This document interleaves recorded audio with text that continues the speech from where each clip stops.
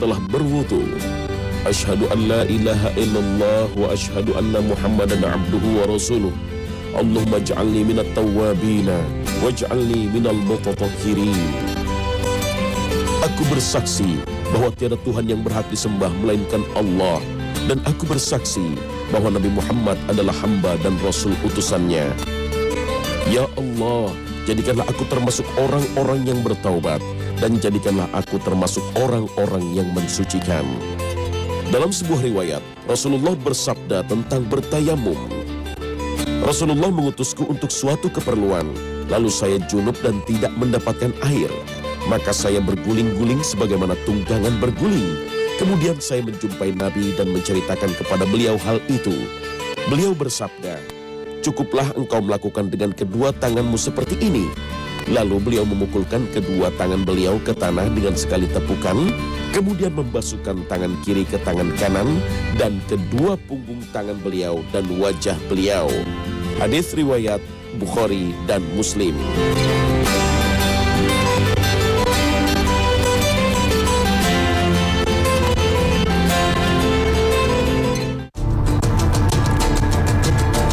Assalamualaikum warahmatullahi wabarakatuh. Selamat pagi pemirsa Trans 7.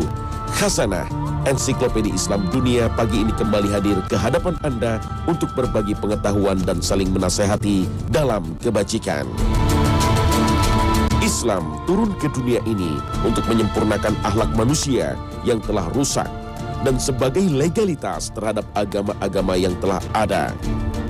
Islam turun satu paket dengan berbagai aturan dan dijelaskan dalam kitab sucinya Al-Quran dan melalui hadis-hadis Nabi yang sahih. Islam memandang bersuci adalah hal yang paling mendasar karena bersuci adalah sebagai salah satu syarat diterimanya ibadah seseorang.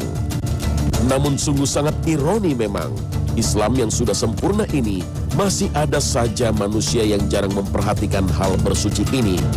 Contoh kecilnya adalah dalam hal buang air kecil dan besar. Rasulullah Shallallahu Alaihi Wasallam bersabda tentang adab dalam buang air kecil dan besar. Rasulullah Shallallahu Alaihi Wasallam bersabda, jika engkau buang hajat, maka janganlah menghadap kiblat atau membelakanginya, baik buang air besar ataupun air kecil. Akan tetapi menghadaplah ke timur atau ke barat. Hadis riwayat Tirmizi. Masalah wudhu, tayamum, dan mandi besar, kalau kita perhatikan secara jujur, maka masih banyak umat Islam yang belum tahu adab-adabnya. Islam memandang amalan itu bukan banyak atau sedikitnya suatu amalan.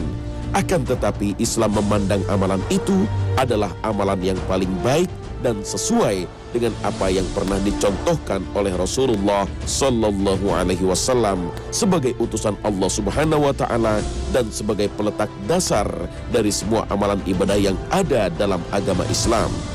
Allah Subhanahu Wa Taala berfirman, yang menjadikan mati dan hidup supaya dia menguji kamu siapa di antara kamu yang lebih baik amalnya, dan dia maha perkasa lagi maha pengampun. Al-Quran Surah Al-Mulk ayat 2. Dalam ayat tersebut Allah menjelaskan bahwa Allah akan menguji siapa di antara manusia yang mempunyai amalan yang terbaik, bukan yang paling banyak ataupun sedikit amalannya. Apalagi kalau kita perhatikan suatu hadis yang menjelaskan bahwa amalan itu mesti sesuai dengan apa yang telah dicontohkan oleh Rasulullah Sallallahu Alaihi Wasallam. Barang siapa yang melakukan suatu amalan yang tidak sesuai dengan amalanku, maka amalan itu tertolak.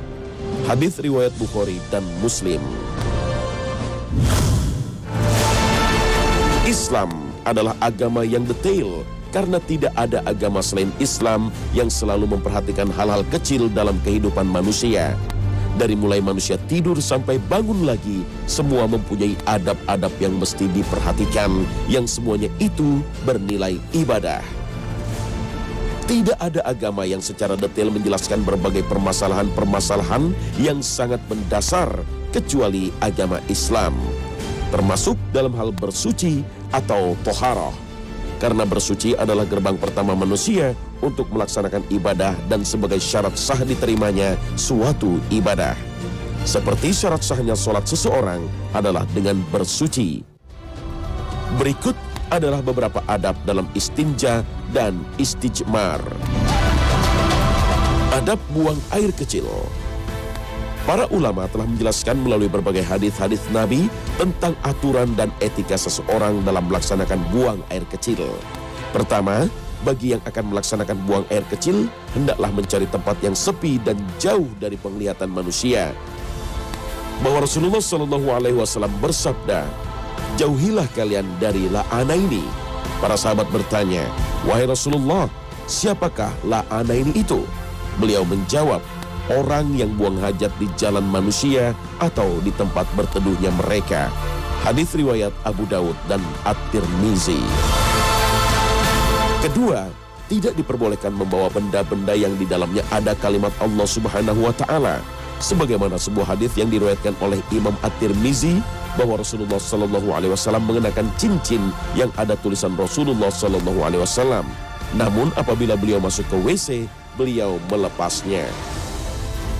Ketiga, masuk ke dalam toilet dengan mendahulukan kaki kiri sambil berdoa. Ya Allah, sesungguhnya aku berlindung kepadamu. Aku berlindung kepadamu dari setan laki-laki dan setan perempuan. Atau al-khubuthi wal khaba'ith. Aku berlindung kepadamu dari setan laki-laki dan setan perempuan. Hadis riwayat Tirmizi. Keempat, tidak mengangkat pakaiannya sampai auratnya terbuka. Rasulullah SAW bersabda, apabila Nabi SAW hendak buang hajat, beliau tidak mengangkat kainnya hingga hampir menyentuh tanah. Hadis riwayat Tirmizi. Kelima, tidak menghadap ke arah kiblat atau membelakanginya ketika akan buang air kecil atau besar. Rasulullah SAW bersabda, Rasulullah SAW melarang kita menghadap dua kiblat, Makkah dan Baitul Maqdis, pada saat buang air besar atau buang air kecil. Hadis riwayat Abu Daud. Rasulullah SAW bersabda, jika engkau buang hajat, maka janganlah menghadap kiblat atau membelakanginya, baik buang air besar ataupun air kecil. Akan tetapi menghadaplah ke timur atau ke barat. Hadis riwayat Tirmizi. Keenam, tidak boleh sambil ngobrol ketika sedang buang air kecil atau besar. Rasulullah SAW bersabda, saya pernah mendengar Rasulullah SAW bersabda, janganlah dua orang laki-laki pergi ke tempat buang hajat dalam keadaan membuka aurat keduanya, lalu bercakap-cakap, karena sesungguhnya Allah Azza wa Jalla membenci demikian. Hadis riwayat Abu Daud. Ketujuh, Islam melarang seseorang ketika sedang buang air kecil memegang kemaluannya dengan tangan kanannya, sebagaimana sabda Rasulullah SAW. Jika salah seorang dari kalian kencing, maka janganlah dia memegang kemaluannya dengan tangan kanannya. Jangan beristinja dengan tangan kanan, dan jangan bernafas dalam bejana saat minum. Hadis riwayat Al-Bukhari nomor 153 dan Muslim nomor 267. Para ulama telah mendefinisikan apa itu yang dimaksud dengan istinja dan istijmar. Istinja adalah bersuci dengan menggunakan batu, sedangkan istijmar bersuci dengan menggunakan selain dengan batu seperti tisu, kertas, dedaunan, dan lain sebagainya. Di antara kemudahan yang diberikan oleh syariat adalah bolehnya istinja atau bersuci dengan menggunakan batu atau yang semisalnya, dengan syarat benda-benda itu kering dan bisa menyerap air serta bukan benda yang dilarang oleh syariat agama. Sebagaimana sabda Rasulullah SAW, janganlah kalian beristinja dengan menggunakan kotoran hewan dan tulang, karena sesungguhnya dia adalah makanan saudara kalian dari bangsa jin. Hadis riwayat Abu Daud nomor 39, At-Tirmizi nomor 18, dan An-Nasa'i nomor 39. Syarat istinja atau istijmar. Pertama, istinja mesti menggunakan batu sedikitnya 3 buah atau 3 lembar tisu, sebagaimana sabda Rasulullah SAW. Seseorang bertanya kepadaku, apakah temanmu Rasulullah SAW mengajarimu sampai masalah buang hajat? Aku menjawab, ya. Beliau SAW melarang kami menghadap kiblat sewaktu buang air besar atau buang air kecil, atau bersuci dengan tangan kanan atau hanya mencukupkan bersuci dengan batu kurang dari 3. Hadis riwayat Nasa'i.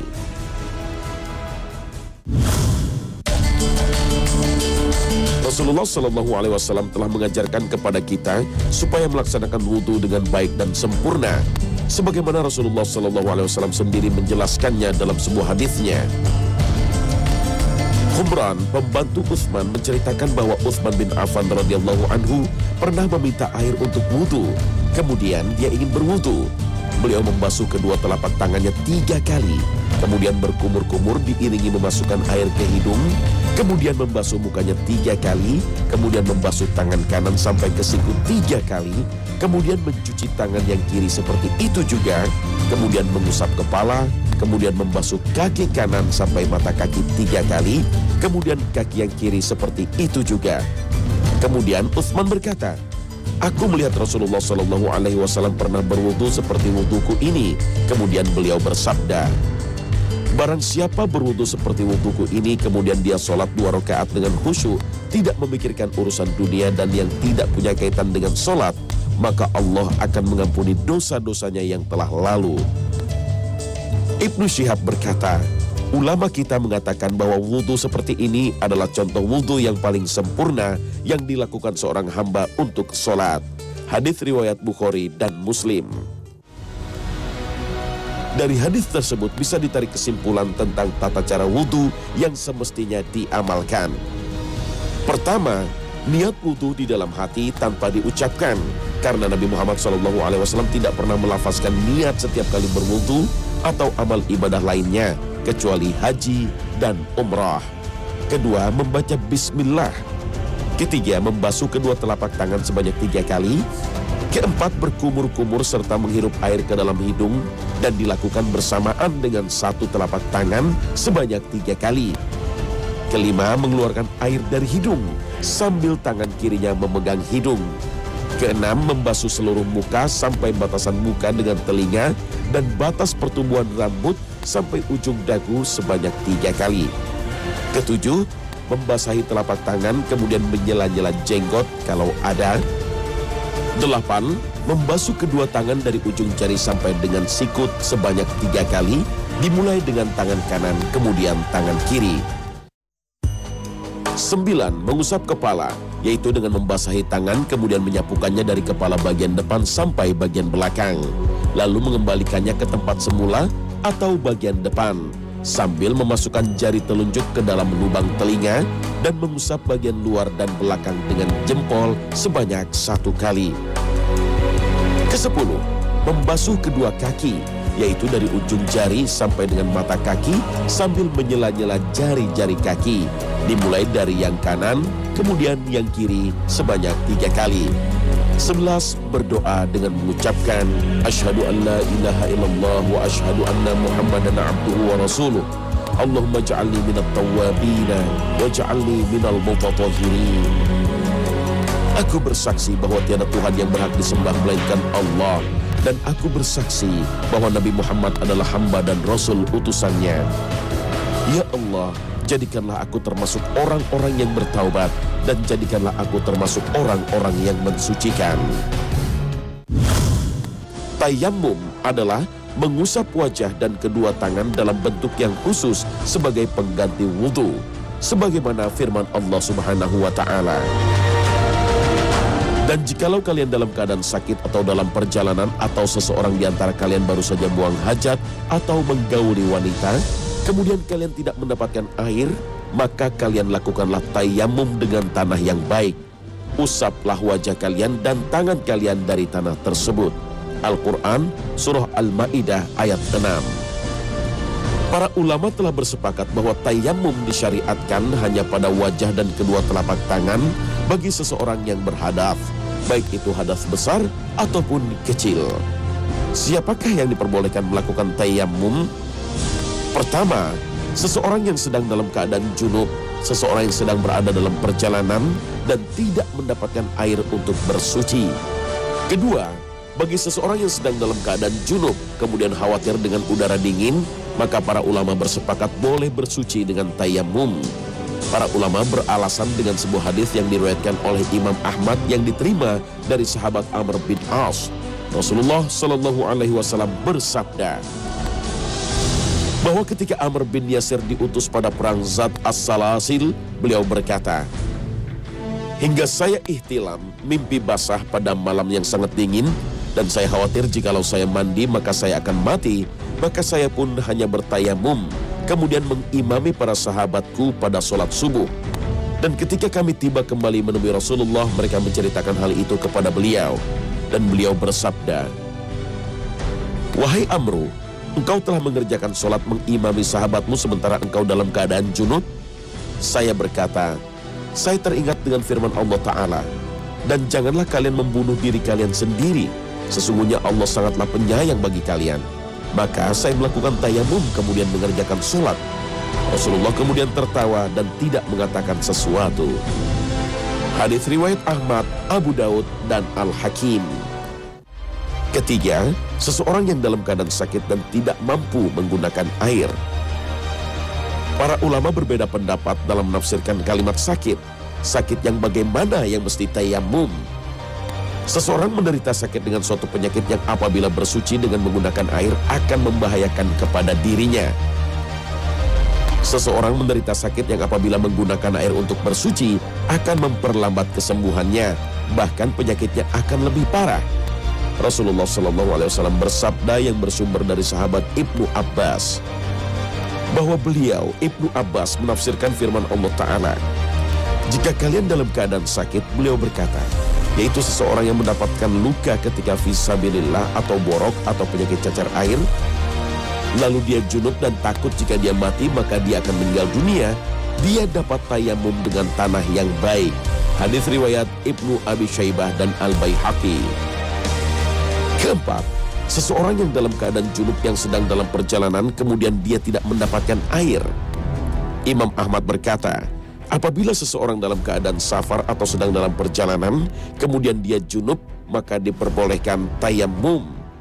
Allah Subhanahu wa Ta'ala berfirman, lalu kalian tidak mendapatkan air, maka bertayamumlah kalian dengan tanah yang baik.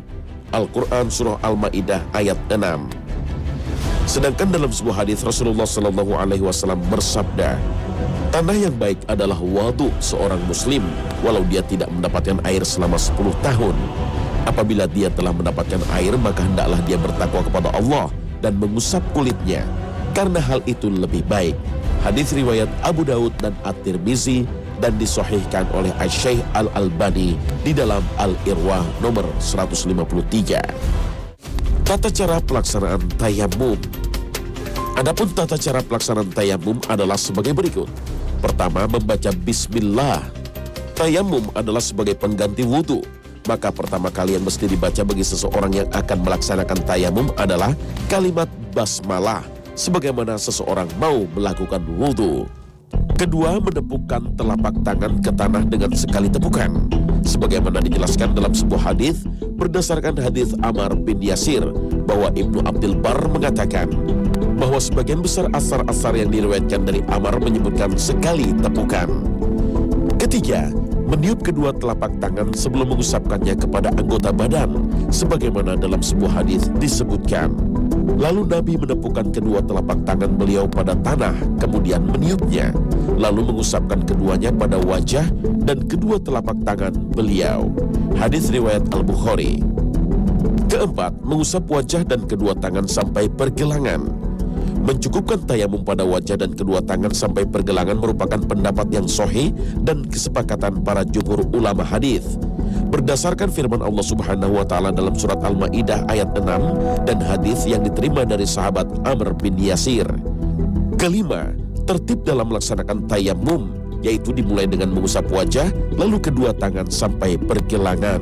Allah Subhanahu wa Ta'ala berfirman, basuhlah wajah dan tangan-tangan kalian. Al-Quran Surah Al-Ma'idah ayat 6.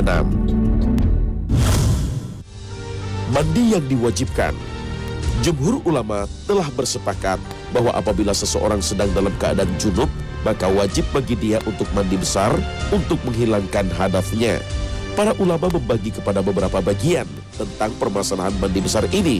Di antaranya adalah Pertama, apabila pasangan suami istri melakukan jima atau bersetubuh, maka wajib bagi dia untuk mandi besar.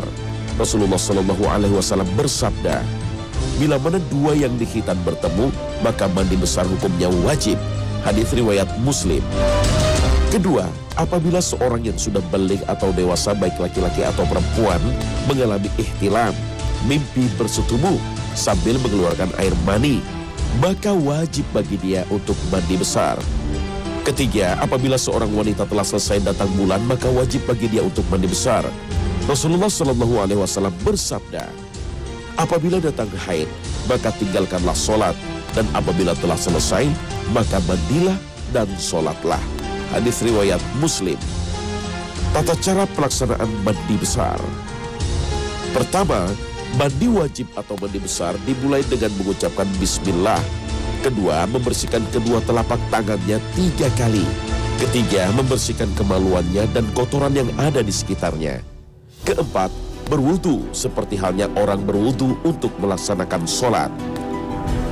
Kelima, mencelupkan kedua telapak tangannya ke dalam air, lalu menyela-nyela pangkal rambut kepalanya dan kedua telinganya 3 kali. Adapun menyela pangkal rambut hanya khusus bagi laki-laki. Bagi perempuan cukup dengan mengguyurkan air ke kepalanya dengan 3 kali guyuran, sebagaimana hadis yang diterima dari Ummu Salamah. Aku bertanya, wahai Rasulullah, sesungguhnya aku ini perempuan yang sangat kuat jalinan rambut kepalanya. Apakah aku boleh mengurainya ketika mandi junub atau mandi besar? Maka Rasulullah SAW menjawab, jangan. Sebetulnya cukup bagimu mengguyurkan air pada kepalamu 3 kali guyuran. Hadis riwayat At-Tirmizi. Keenam, mengguyur tubuhnya yang sebelah kanan dengan air, lalu membersihkannya dari atas sampai bawah. Kemudian bagian yang kiri seperti itu. Mandi yang disunahkan. Pertama, disunahkan apabila akan mengulangi jima atau bersetubuh.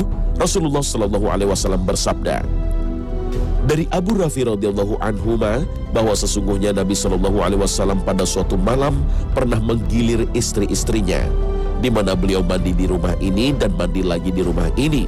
Lalu aku bertanya, ya Rasulullah, mengapa engkau tidak mandi sekali saja untuk semuanya?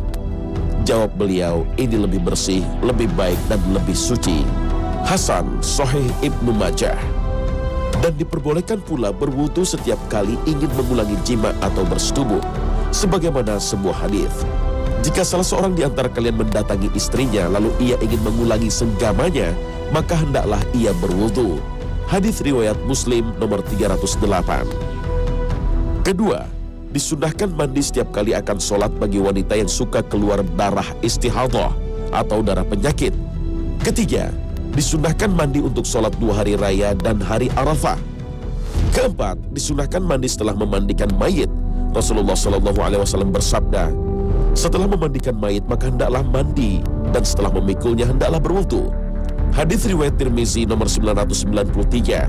Syekh Al-Albani mengatakan bahwa hadis ini sahih. Kelima, mandi untuk ihram haji atau umrah dan apabila seseorang akan masuk ke kota Mekah. Keenam, disunahkan mandi pada hari Jumat. Rasulullah SAW bersabda, barang siapa yang mandi kemudian mendatangi Jumat lalu ia sholat semampunya dan diam mendengarkan khutbah hingga selesai, kemudian ia lanjutkan dengan sholat bersama imam, maka akan diampuni dosa-dosa yang dilakukannya antara hari itu dan hari Jumat yang lain, dan bahkan hingga lebih 3 hari. Hadis riwayat Muslim.